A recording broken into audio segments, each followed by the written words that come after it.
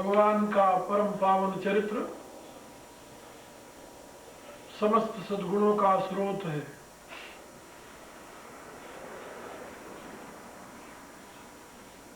ऐसा गोस्वामी जी का कथन है।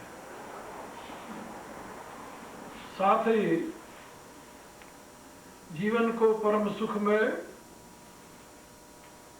शांत और सुव्यवस्थित करने के लिए भी भगवत चरित्र एक नई प्रेरणा, नई शक्ति और नई दिशा प्रदान करता है। इसलिए गोस्वामी जी ने उसे सद्गुरु ज्ञान विराग जोग के और वैद्य सकल भव भीम रोग के ऐसा बताया है। भगवत चरित्र जो है वह संपूर्ण ज्ञान वैराग्य और योग के लिए सद्गुरु है और संसार रोग से विमुक्त करने के लिए वो एक महान वैद्य है। इसलिए भगवत तथा भागवत चरित्र का श्रवण मनन चिंतन मनुष्य के लिए परमोपयोगी और हितप्रद कहा गया है। यहां मैं आप लोगों को परम भागवत भगवान मारुति के चरित्र का वर्णन सुना रहा हूं, जिसमें उनके श्री राम मिलन का प्रथम अवसर किस प्रकार से प्राप्त होता है और किस प्रकार से वो भगवान से मिल करके प्रभु के चरणों में स्वयं को समर्पित करते हैं, इसका उल्लेख किया गया है। किष्किंधा कांड के प्रारंभ में ही, जैसा कल मैंने आप लोगों को समझाया था, भगवान राम और लक्ष्मण को ऋष्यमुख पर्वत के सन्निकट आते हुए देख करके सुग्रीव ने हनुमान को भेजा, तुम जाकर के इन दोनों रूपशील बलधाम पुरुषों को देखो, कौन है, किस प्रयोजन से इधर आ रहे हैं। यदि ये मनमैले कुत्सित हृदय वाले बाली के भेजे हुए हों तो तुम मुझे संकेत से बता देना, मैं यह पर्वत छोड़ करके भाग जाऊंगा। ऐसी भावना से यही संदेश देते हुए, समझाते हुए सुग्रीव ने हनुमान को राम का दर्शन कराया और उस तरफ उनको प्रेरित किया। हमारे यहाँ शास्त्रों में कुछ रहस्यात्मक सिद्धांत है। हनुमान वहां बैठे हैं, हनुमान राम को नहीं देख रहे हैं, सुग्रीव देख रहा है। सुग्रीव के बताने पर हनुमान ने राम को देखा और राम के पास आए। इसमें एक भाव यह भी है कि गुरु प्रदत्त निर्देश से ही महान से महान साधक भी भगवान का साक्षात्कार करता है, अन्यथा नहीं। दूसरी बात, हमारे यहाँ शास्त्रों में सुग्रीव को ज्ञान स्वरूप बताया गया है। सुग्रीव जो है वो ज्ञान है। ज्ञान सुग्रीव कृत जलध सेतु, ऐसा विनय पत्रिका में तुलसीदास जी ने लिखा है। तो ज्ञान के निर्देश से ही परमात्मा का साक्षात्कार होता है। इसलिए यहाँ पर हनुमान को सुग्रीव ने निर्देश दिया और संकेत किया कि वो जो दोनों महापुरुष आ रहे हैं उनके पास तुम जाओ और देखो। ये भी इसमें एक भाव है। तो सुग्रीव के कथनानुसार, निर्देशानुसार हनुमान जी भगवान राम के सन्निकट आते हैं और आकर के उनके सामने सर झुका करके उनसे प्रश्न करते हैं। सर क्यों झुकाया, कल मैंने इस विषय में भी बताया था। पहली बात तो जो तेजवान होते हैं उनके सामने सर स्वतः झुक जाता है, झुकाना नहीं पड़ता। हम भगवान बुद्ध के जीवन की घटना पढ़ते हैं। भगवान बुद्ध घोर तपस्या कर रहे थे, उनकी शरीर में केवल हड्डी हड्डी रह गई थी। उनके साथ 5 और भिक्षु रहा करते थे और वो उनमें आस्था रखते थे, गुरुवत श्रद्धा रखते थे। लेकिन बुद्ध अपनी तपस्या से एक दिन निराश हो गए और उन्होंने देखा कि इससे कुछ मिलने वाला नहीं है। उसी समय उनके कान में एक आवाज पड़ी कि वीणा के तार को इतना मत खींचो जिससे कि वो टूट जाए, उसको उतना ही कसना चाहिए जिससे उससे मधुर राग निकले, स्वर निकले। ये सुन करके बुद्ध ने अपने ऊपर विचार किया कि मैं तो अपने शरीर को इतना कस रहा हूं कि टूटने वाला है, इससे राग तो निकलने की कोई गुंजाइश दिखाई नहीं दे रही। ऐसा सोच करके बुद्ध उस घोर तपस्या से उपरत हो गए और जाकर के एक वृक्ष के नीचे बैठ गए। इतने में सुजाता नाम की एक नर्तकी, जो उनको क्षुधातुर और पीड़ित अवस्था में देखा तो खीर बना करके ले आई, उनके सामने रख दिया। उसको देखा, खीर को देखा, भगवान बुद्ध ने उसे स्वीकार कर लिया और वो खाने लगे। जब उस नर्तकी के दिए हुए खीर को खाने लगे भगवान बुद्ध, तो वो जो 5 उनके अनुयायी बने हुए थे, उनकी घोर तपस्या को देखकर उन्होंने कहा, ओ ये तो भ्रष्ट हो गया, इसने अपनी तपस्या खंडित कर दी, नर्तकी के हाथ का खीर खा लिया। ऐसा निश्चय करके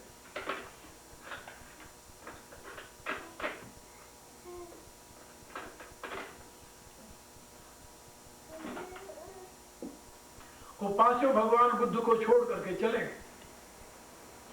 और उसी समय निरहंकार होते ही भगवान बुद्ध खीर खाने के पश्चात जब उस पीपल के वृक्ष का सहारा लेकर बैठे तो तुरंत उनकी समाधि लग गई। समाधि लग गई, कुंडली का प्रवाह नीचे से उठा और 7 चक्रों को चीरता हुआ ब्रह्म चक्र में जाकर प्रतिष्ठित हो गया। ब्रह्म साक्षात्कार हुआ, आत्म साक्षात्कार हुआ। उसी समाधि अवस्था में बैठे रहे। बहुत दिनों बाद जब उनकी समाधि खुली तो उन्होंने घोषणा किया कि मैं बुद्धत्व को प्राप्त कर लिया, मैं जान गया जो कुछ जानना था। अब विचार करने लगे कि ये जो जान गया मैंने वो रास्ता ढूंढ लिया जिससे दुख को पार किया जा सकता है, जिससे जन्म और मृत्यु को ढाका जा सकता है। तो विचार करने लगे कि अब इसको हम सबसे प्रथम किसको दें। तो उन्होंने कहा कि वो जो 5 मेरे शिष्य थे जो कि मुझे पतित समझ करके छोड़ गए, चले पहले उनका पता लगावे, पहले वही पात्र है, उन्हीं को देना चाहिए ज्ञान। तो भगवान बुद्ध बोध गया से ढूंढते हुए उन 5 भिक्षुओं को चले और आकर के काशी में मृगदाव जिसे कहते सारनाथ, वहां पर देखा तो 5 भिक्षु बैठे हुए थे। जब दूर से भगवान बुद्ध को आते देखा तो उनको बड़ी हैरानी रही, ये क्यों मेरे पीछे पीछे आया, हम तो इसको त्याग आए। उन्होंने निश्चय किया आपस में कि न तो इसका अभिवादन करना है, न तो उठना है, न तो प्रणाम करना है, क्योंकि ये इसको हम त्याग दिए, हमारा गुरु नहीं रहा। अभी वो सोच ही रहे थे, इतने में जैसे जैसे भगवान बुद्ध निकट आने लगे तो जब निकट आ गए तो उनसे बैठा नहीं रहा गया, उठ करके खड़े हो गए वो 5। और जब बिल्कुल निकट आ गए तो 5 अपने आप उनके चरणों में गिर गए, यानी विदाउट एनी प्रेशर, बिना सोचे विचारे अपने आप ही हुआ। क्यों हुआ, कारण क्या? तो इसके लिए मनुष्य स्मृति में एक श्लोक है जिसमें बताया गया है कि जब तेजवान पुरुष सामने आता है तो व्यक्ति के प्राण ऊर्ध्वमुख होने लगते हैं, ऊपर उठने लगते हैं सहज रूप से। और उस समय यदि वो उसको दंडोत प्रणाम नहीं करता तो उसके प्राण की गति जो है वो अव्यवस्थित हो जाती है। इसलिए अपने से तेजवान पुरुष के सामने सर झुकाने से, प्रणाम करने से अपने प्राण की स्थिति पुनः अपने स्थान पर हो जाती, प्राण व्यवस्थित हो जाते हैं। तो भगवान राम और लक्ष्मण, ये दोनों ही परम तेज पुंज है। हनुमान जी जब उनके सामने जाते हैं और उनको देखते हैं तो बिना सर झुकाए रहा ही नहीं जाता। उनके सामने कौन रह सकता है बिना सर झुकाए? अपने आप सर झुक गया उनका। यही स्थिति हम रामायण में अन्यत्र भी देखते हैं। भगवान राम जब मिथिला गए तो वहां पर जनक जी और उनके साथ ब्राह्मण समाज आया, ऋषि समाज। भगवान राम उस समय पुष्प वाटिका में गए थे घूमने के लिए, और जब भगवान राम पहुंचे तो तुलसीदास जी लिखते हैं, उठे सकल जब रघुपति आए। बिना किसी यानी प्री प्लान जिसे कहते हैं, पूर्व निर्धारित विचार से भगवान के पधारते सब उठकर अपने आप खड़े हो गए। उठे सकल जब रघुपति आए, और सबों ने अभिवादन किया उनका। इसी रूप से हम देखते हैं अंगद जब रावण की सभा में जाता है तो रावण की सभा में पहुंचते रावण अपने सेवकों से कह रहा है तुम लोग सावधान रहना, वो बंदर आया है। और लोग यही कह रहे हैं कि जो जिस बंदर ने लंका जलाया था वही फिर आ गया, क्योंकि अंगद और हनुमान के देखने में शकल में कोई भेद नहीं था, तो पहचानना बड़ा मुश्किल था। आवा कपि लंका जही जारी, का वही आ गया जिसने लंका जलाया था। तो बिन पूछे मगदे ही दिखाई, तो बिना पूछे लोग रास्ता बता देते, इधर है रावण का महल, इधर चले जाओ। और जब वो दरबार में पहुंचे तो उठे सकल, जिस समय अंगद पहुंचे तो अंगद को देखते ही कपति कहूं देखी, रावण उर्भा क्रोध विषेखी। तो जब अंगद के पहुंचते जितने निशाचर सब उठकर खड़े हो गए। रावण ने कहा कि ये तो अपमान कर दिया मेरा, मेरे इतने बड़े बड़े वीर अंगद को देखकर उठकर खड़े हो गए, ये तो मेरा अपमान है। तो रावण उर्भा क्रोध विषय की क्यों खड़े हो गए, लेकिन खड़े हो गए। जहां तेजवान पुरुष पहुंचता है तो तेजवान को देख करके अपने आप सर झुक जाता है, अपने आप उसका अभिवादन होता है। उसको कहना नहीं पड़ता कि भाई तुम मुझे प्रणाम करो, तुम मुझे नमस्कार करो, क्या। इसी रूप से भगवान राम और लक्ष्मण तो आवत देख अतुल बल सीमा, और ये तो पुरुष जुगल बल रूप निधाना, बल और रूप के निधान है भगवान। इसलिए भगवान को देखते ही, उनके सामने जाते ही हनुमान जी का यदि सर झुक गया तो इसमें कोई आश्चर्य वाली बात नहीं। इसलिए हनुमान जी ने जाते भगवान को प्रणाम किया। तो तुलसीदास लिखते हैं कि विप्र रूप धरी कपितः गयऊ, माथनाई पूछत यस भयऊ। ब्राह्मण का रूप धर करके हनुमान जी जाते हैं भगवान राम के समक्ष और उनको सर झुका करके प्रणाम करके उनसे प्रश्न करते हैं। प्रश्न क्या करते हैं? को तुम श्यामल गौर शरीरा, छत्री रूप फिरो बन बीरा। प्रश्न बड़ा ही रहस्यमय है।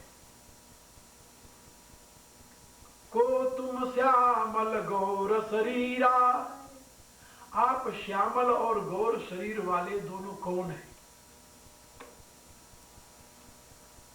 कौन है कहने का अभिप्राय क्या? दिखाई नहीं देते जो हैं? बोले नहीं, दिखाई जो देते हैं वो नहीं है। जो दिखाई दे रहे हैं यदि वही हो फिर तो पूछने का प्रश्न नहीं पैदा होता। जो दिखाई दे रहे हैं वो नहीं है। दिखाई क्या दे रहे हैं? छत्री रूप। देखने में तो आप छत्री लग रहे हैं, धनुष बाण धारण किए हुए हैं, वीर लग रहे हैं, लेकिन ये छत्री रूप आपका सही नहीं है, बनावटी है। यथार्थ आप कौन है? को तुम श्यामल गौर शरीरा, छत्री रूप फिरऊ बन बीरा।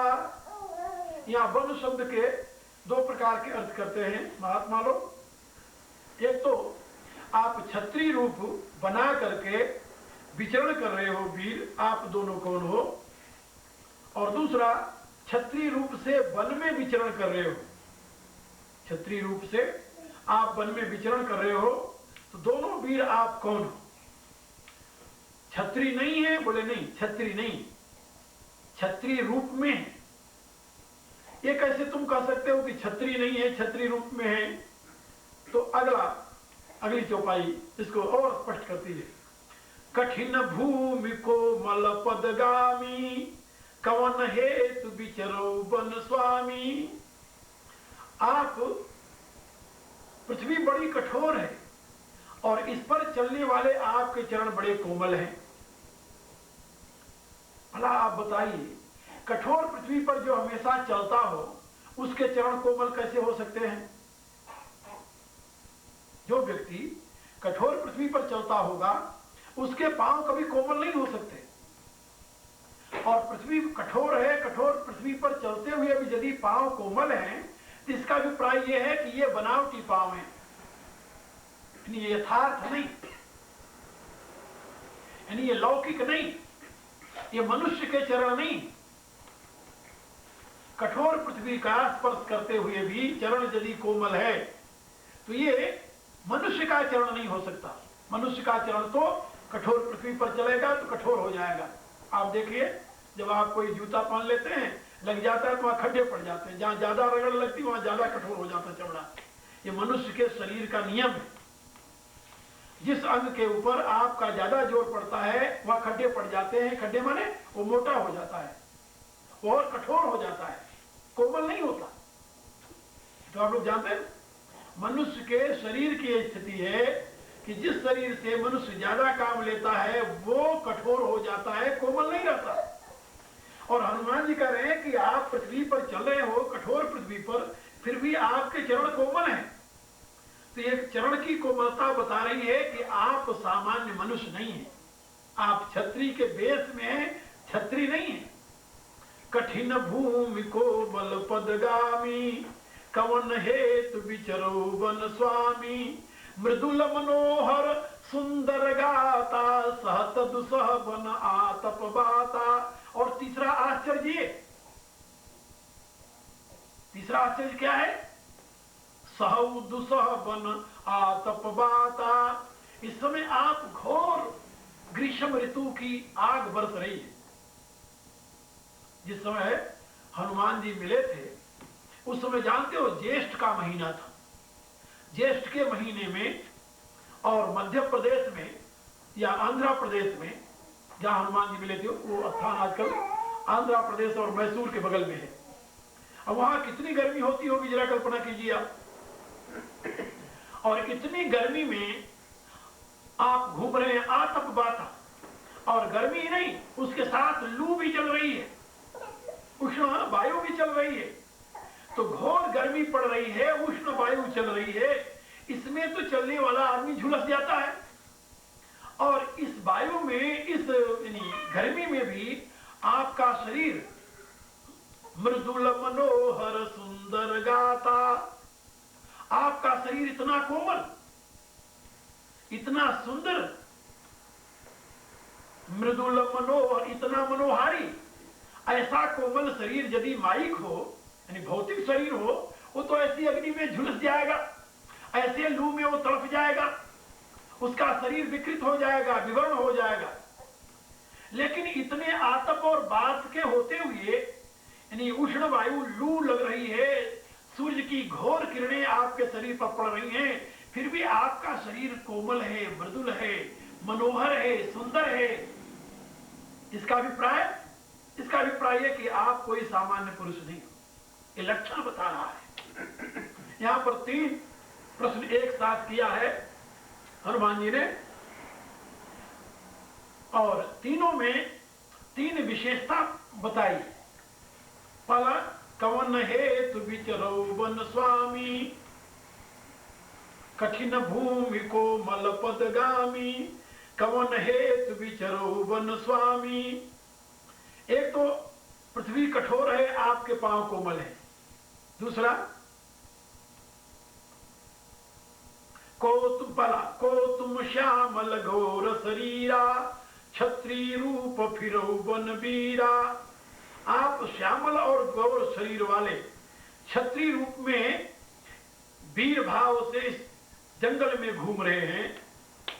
एक पहला प्रश्न ये है, तो आप कौन हैं? पहली बात। दूसरा, इस पृथ्वी पर चलते हुए भी आपके पांव कोमल हैं, इसलिए हे स्वामी आप किस हेतु पृथ्वी पर घूम रहे हैं? तीसरा, इतने धूप और गर्मी लू चलते हुए भी आपका शरीर कोमल मृदुल सुंदर और मनोहर है, तो आप क्यों इतने धूप में इतने ताप में आप विचरण कर रहे हैं? ये 3 प्रश्न किया है यहां पर, और तीनों में भगवान के वन में विचरने का दुख हो रहा है। भगवान पैदल चले, इसलिए तीनों में वन शब्द आया। को तुम श्यामल गौर शरीरा, छत्री रूप फिरौ वन वीरा। यहां भी वन वन दुख रहा है। वन में आप ऐसे महापुरुष वन में विचरे, ये दुख है। कठिन भूमि कोमल पदगामी, कवन हेतु विचरो वन स्वामी।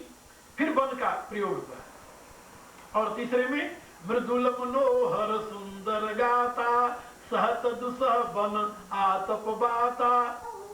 तो आप वन में बार बार वन का उल्लेख इसलिए कर रहे हैं कि भगवान वन में विचर रहे हैं, ये उनको पसंद नहीं आ रहा, अच्छा नहीं लग रहा, आश्चर्य हो रहा है।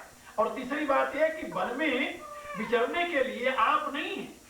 तुलसीदास जी ने और एक जगह लिखा है, भगवान राम ने जिस समय सीता जी को वन जाने के लिए मना किया, तो वहां पर भी उन्होंने यही बात कहा था।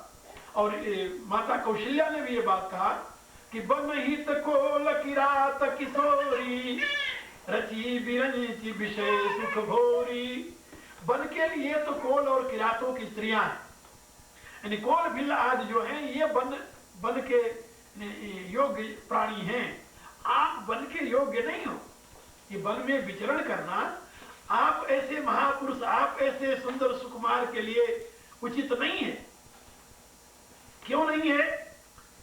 इसलिए कि आपको तो जैसे रास्ते में और मिलते हैं जो ग्रामवासी, वो भी भगवान के इस मंगलमय मनोहर स्वरूप को देख करके यही कहते हैं, जो जगदीश इन्हीं बन दीना, कसन सुमन में मार्ग कीना। तो ऐसे को कहां विचरण करना चाहिए, कहां चलना चाहिए? बोले कठोर पृथ्वी पर नहीं, फूलों पर चलना चाहिए। जो जगदीश इन्हीं बन दीना, कसन सुमन में मार्ग कीना। यदि भगवान ने आपको वनवासी दिया था तो उसने यानी पुष्पों का रास्ता क्यों नहीं बना दिया, फूलों का रास्ता क्यों नहीं बना दिया? ए बिचरई मही बिनु पद त्राणा, रचे वादि विधि बाहन नाना। और यदि आप नंगे पांव इस पृथ्वी पर घूम रहे हैं तो विधाता ने इतने उत्तम उत्तम वाहन जो बनाए, हाथी घोड़े रथ आदि, ये किस काम के? ये मही परई दास कुश पाता, सुभग से जकर्त सिजई विधाता। और यदि आप इस पृथ्वी पर कुश और पत्ते बिछाकर सोते हैं तो सुंदर सुंदर महल और सुंदर सुंदर पलंग आदि यानी किसके लिए बने हुए हैं? यानी कहने का अभिप्राय कि आप इसके योग्य नहीं हैं। ये वनवासिनी स्त्रियां भी कह रही हैं। और इसी भाव को यहाँ पर हनुमान जी व्यक्त कर रहे हैं कि भगवान आप कौन हैं, आप मुझे बताइए, क्योंकि आपको इस स्थिति में देख करके मुझे दुख हो रहा है। इसलिए को तुम श्यामल गौर शरीरा, आप कौन है? पहला प्रश्न है। कवन हेतु विचरो वन स्वामी, आप किस लिए वन में घूम रहे? दूसरा प्रश्न है।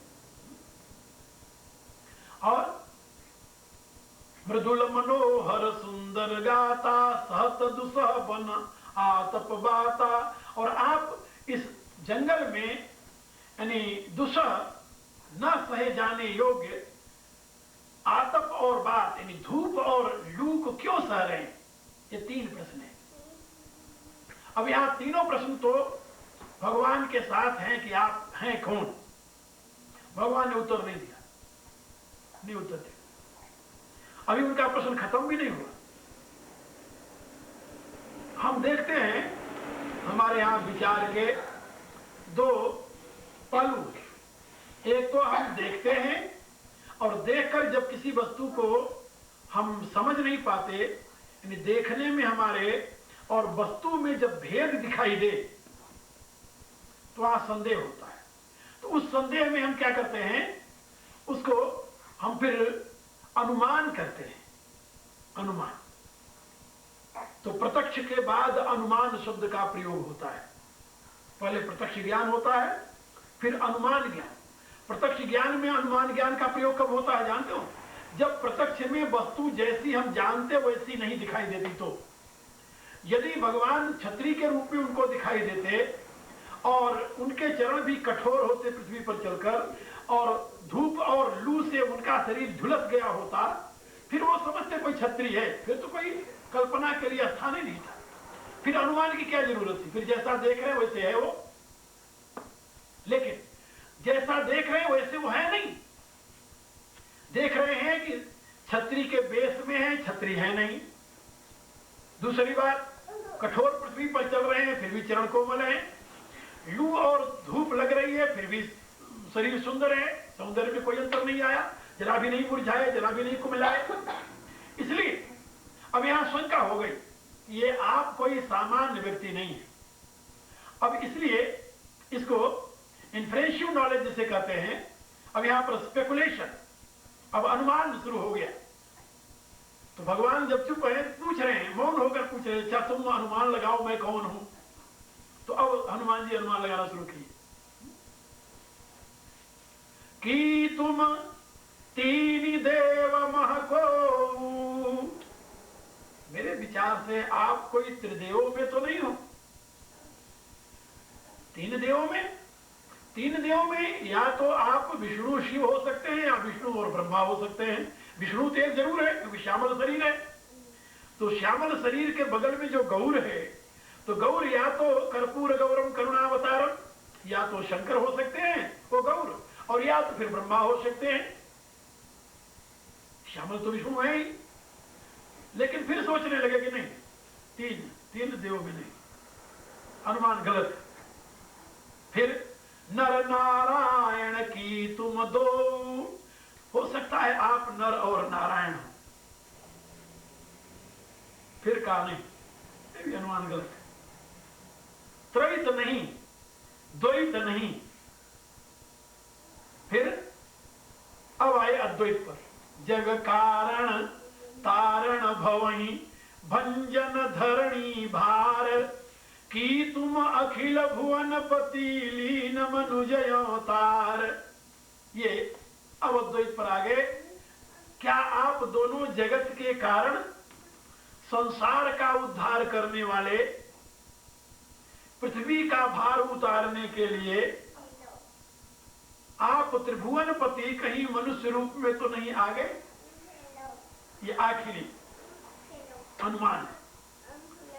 पहला अनुमान त्रैत से, दूसरा अनुमान द्वैत से, आखिरी अनुमान अद्वैत में पहुंच गए। इसका क्रम बताया गया कि मनुष्य जब साधना में प्रवृत्त होता है तो उसके सामने ऐसी स्थितियां आती है। पहले वो त्रैत देखता है, फिर वो द्वैत देखता है, फिर वो अद्वैत पर जाकर पहुंचता है।